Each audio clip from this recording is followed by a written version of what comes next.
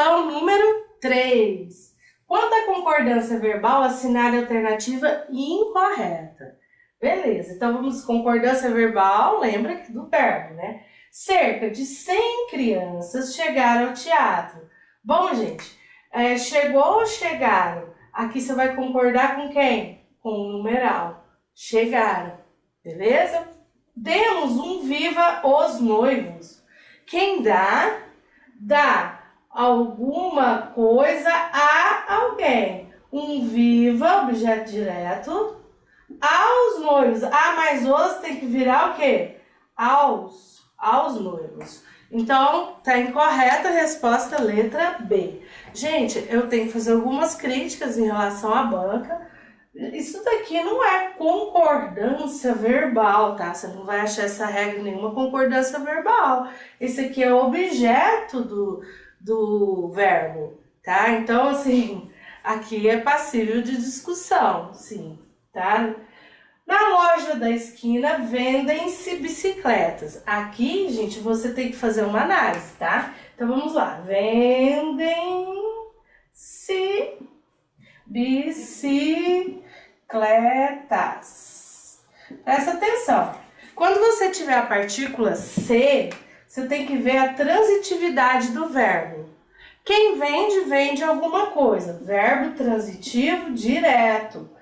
Mas esse C aqui, ele não vai ser partícula de indeterminação, porque eu tenho um sujeito. O que se vendem?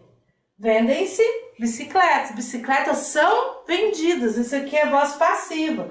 Então, aqui o C é o objeto direto, que é chamada de partícula apassivadora do sujeito. É responsável pelo sujeito ser passivo.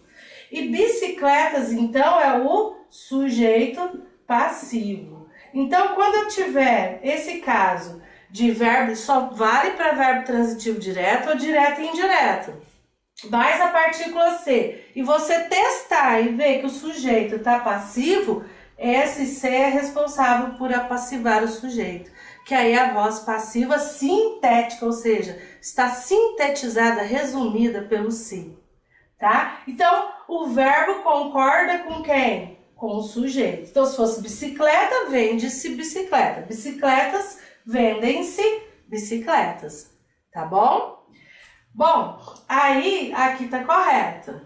Ali não se dão aulas a estrangeiros. Quem dá alguma coisa a alguém. Verbo transitivo direto e indireto. Opa, já tem uma condição para isso aqui poder ser a partícula passivadora do sujeito. Mas vamos ver. As aulas são dadas a estrangeiros? São, né? As aulas não dão, elas são dadas. É um sujeito passivo, a gente já descobriu. Então se é sujeito passivo, quem vai ser o objeto direto? O se, que é a partícula passivadora do sujeito. Tá? Quem é o sujeito? O que é que se dão? Aulas, né? Aulas é quem? O sujeito passivo. Aulas são dadas.